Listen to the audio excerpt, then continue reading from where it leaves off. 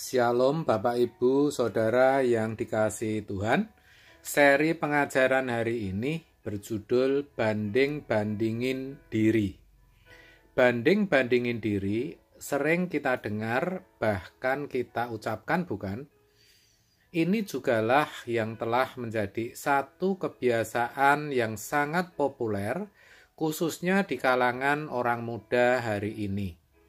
Suka membanding-bandingkan dirinya dengan orang lain. Rasanya tidak cukup dan belum lengkap kalau tidak berkeadaan sama seperti orang lain. Mereka sudah pada kuliah ke luar negeri, sedangkan aku masih di dalam negeri. Mereka sudah punya smartphone terbaru, punya saya masih yang lama. Kira-kira begitu ungkapan di antara mereka.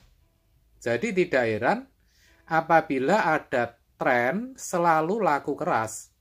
Apakah itu tren pendidikan ke luar negeri, ya, gadget, baju, sepatu, tempat nongkrong, lagu, dan sebagainya. Tidak jarang apapun dilakukan demi kesamaan status atau agar bisa seperti orang lain.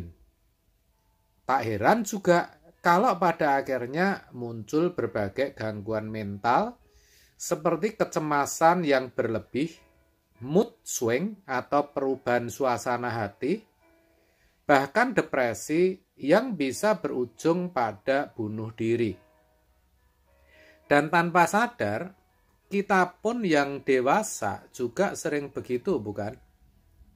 Coba, banyak orang akhirnya minder atau rendah diri. Kenapa?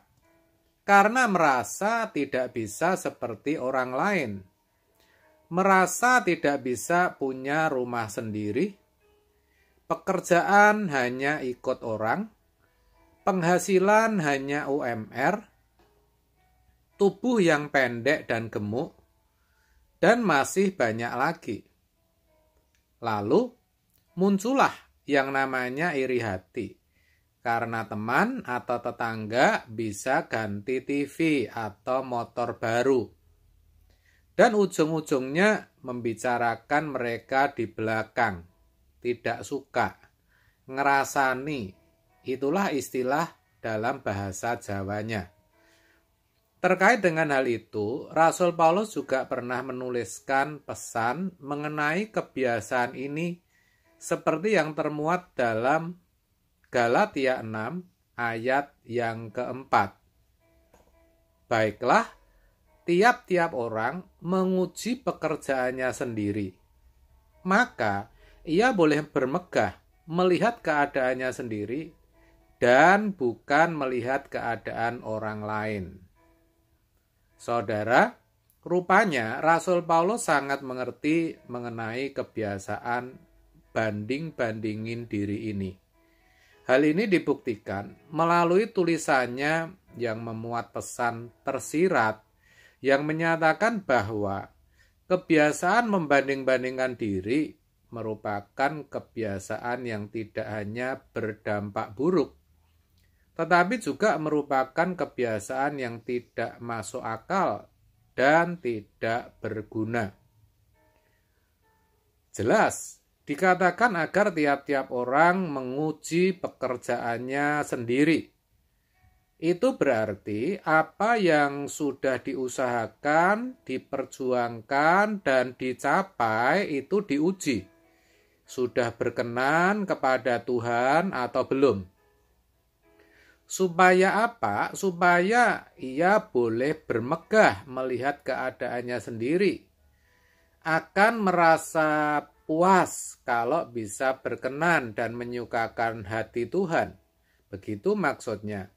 Dan bukannya melihat keadaan orang lain lalu banding-bandingin dirinya.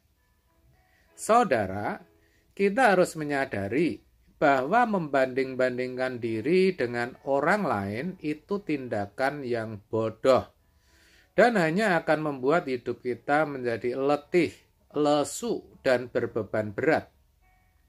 Ya, karena ujung-ujungnya selalu merasa kurang.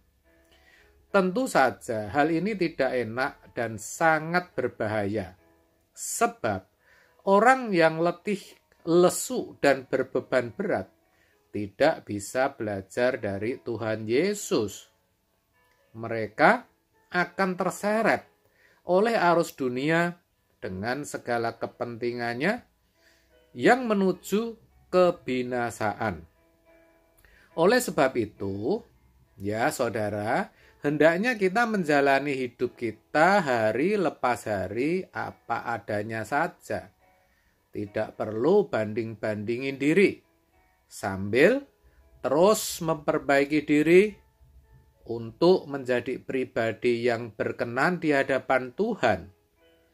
Itu yang harus jadi perjuangan kita sebagai orang yang sudah ditebus oleh darah Yesus.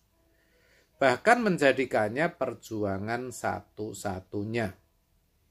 Jangan sampai kita gagal fokus dengan mengejar apa yang bukan bagian kita dan akhirnya malah mengabaikan bagian kita. Ya, saudara, karena Tuhan sudah percayakan kita panggilan kita masing-masing. Dan itu berbeda dengan orang lain. Kita harus fokus dalam menjalani panggilan hidup kita dan mengerjakan bagian kita, serta terus mengembangkan potensi yang Tuhan taruh dalam diri kita bagi pekerjaannya. Tidak jadi masalah saudara sebagai karyawan, tetapi bekerjalah dengan jujur dan tekun. Sebagai pedagang, ya bekerjalah dengan giat.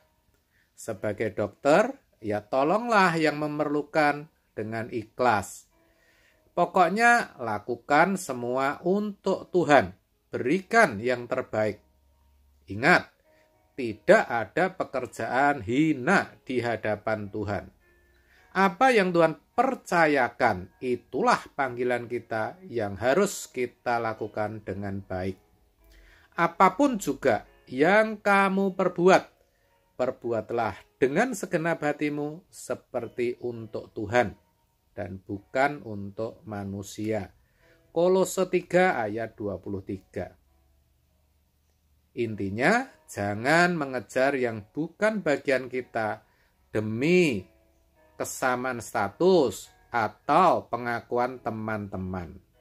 Jalani hidup apa adanya, tanpa membanding-bandingkan diri dengan orang lain, serta tetap fokus pada bagian kita. Amin. Tuhan Yesus memberkati.